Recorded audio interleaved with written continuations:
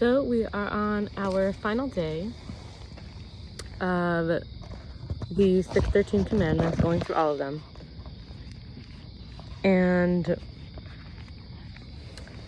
I've gone mostly in order of Chabad.org, but some of them I skipped ahead because I didn't have enough room on all the pages. So we're up to 496, but we have done a lot from the end.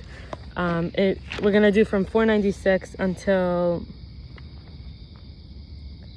569 today, and then there's like 570, 571, 573, but we're going to 575 today. So we're doing 496, 96 minus 19, so 100 minus 19 is 81. We're going to do the last 81 today. So we are commanded not to accept testimony from a lone witness. You must have two. We are commanded that transgressors must not testify, that relatives of the litigants cannot testify. Let's see. That we must help another when the load of, we must help another remove the load from their beast, which can no longer carry it. For example, a donkey, a horse, or an ox. We have to help others load their beast, and not to leave others distraught with their burdens, but to help either unload or load, whatever's needed. We are to conduct sales according to Torah law, and we are not to underpay or overcharge for an article. We are not to insult or harm anyone with our words. We shouldn't cheat a convert monetarily. And so, by the way, I want to say, remember, we have do's and don'ts, and we also have sometimes, if you do something, you could do multiple infractions all at the same time. Like if you cheat a convert, you now overcharged and didn't conduct sales according to Torah law. And specifically, let's say it was someone who was a convert, and then also if it was a widow, let's say, right? So you could be like double, triple, quadruple. And sometimes there's separate punishments for each one. Like if there's lashes or a fine, or you have to do a sin offering, like you have to give something of yours. We are to not insult or harm a convert with words. We should when we purchase a Hebrew slave, it has to be in accordance with the prescribed laws. We cannot sell him the way that a slave is sold.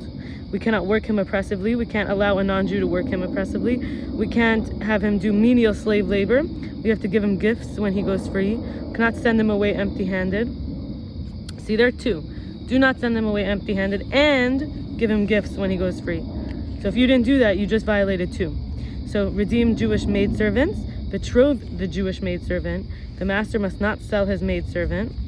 Canaanite slaves must work forever unless they're injured in one of their limbs. Not to extradite a slave who fled to biblical Israel. So let's say there's someone out and they go run to Israel from their master. We cannot try to get them, we can't force them to go back to their master. We cannot wrong a slave who has come to Israel for refuge. The courts must carry out the laws of a hired worker or a hired guard. We have to pay wages on the day that they were earned. Now, if you make an agreement, you get paid once a week, that's fine. But if somebody's relying on the money, and that day for that work, and you didn't make an agreement, you're not going to pay them, you can't withhold their money. And also, you cannot delay payment of wages past the agreed upon time. So if, let's say, it's not that day. Like if you work for a week, you're earning on the day that you were supposed to get paid, they cannot withhold your income. The hired worker may eat from the unharvested crops where he works. The worker must not eat while on hired time. In other words, he's not allowed to harvest them for others, but he can eat while he's working. Like he wants to eat an apple while he's picking apples. He wants to eat some blueberries while he's, putting the packing up blueberries. But he shouldn't be eating while he's working. It says he should not take more than he can eat. Like he shouldn't be taking home a bunch and then try to sell it. We are not allowed to muzzle an ox while plowing. The courts must carry out the laws of a borrower. And you have to remember, the Torah has all this. A lot of times I've said, according to the laws of the Torah, it's written in the Torah. You'll be able to find it, what you need to know. And if you don't understand, that's why we have rabbis. They're supposed to clarify for us. So the courts have to carry out the laws of an unpaid guard. We are to lend to the poor and the destitute. We are not to press them for payment if you know they don't have it. We are supposed to press the idolater for payment. The creditor must not forcibly take collateral, and we should return the collateral to the debtor when it's needed. We should not delay its return when needed. So let's say somebody uses, they have a paper press or something to make paper, and that's what you took as collateral. But they need that in order to make money to pay you back. You can't keep it. We should not demand collateral from a widow. We should not demand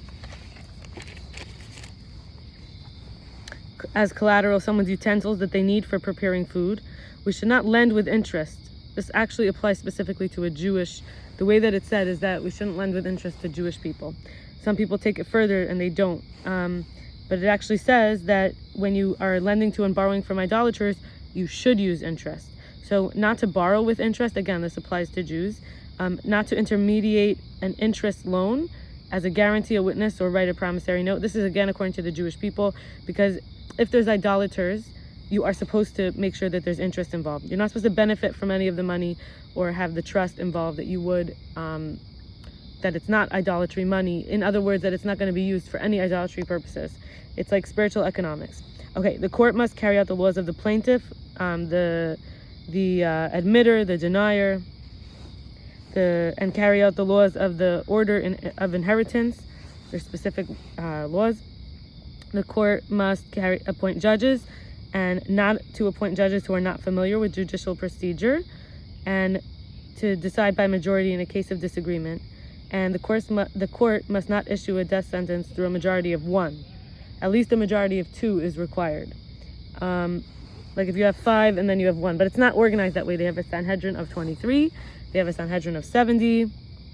So you can't say 69 rule that he's guilty and then 70th says no. I'm sorry. You can't say that you have 39, you know, what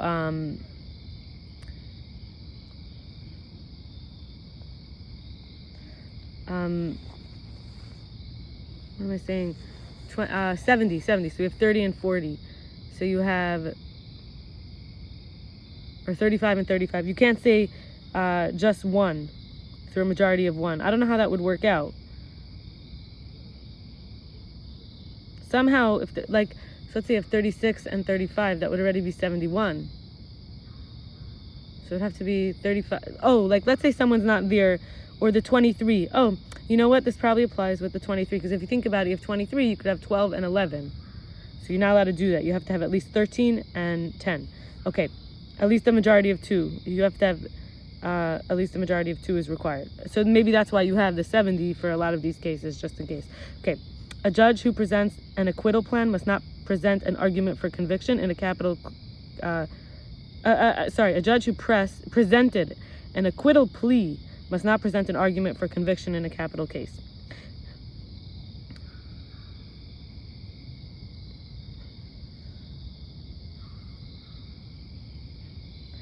The plea for being acquitted can't also then say conviction for capital punishment. Okay, the courts must carry out the death penalty of stoning, of burning, of the sword, of strangulation. And this is in specific situations. It's listed all in the Torah. The courts must bring those stoned for blasphemy. Oh, sorry. The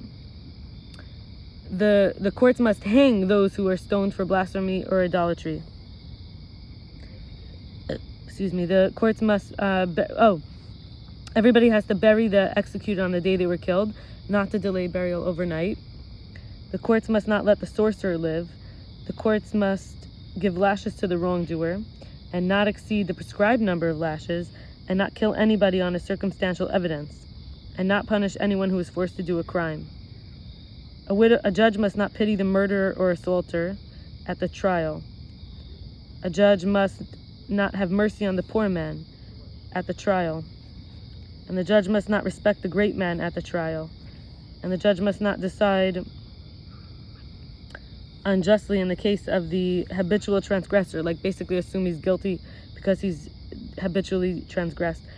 A judge must not pervert justice. A judge must not pervert a case involving a convert or an orphan. We are commanded that to judge righteously.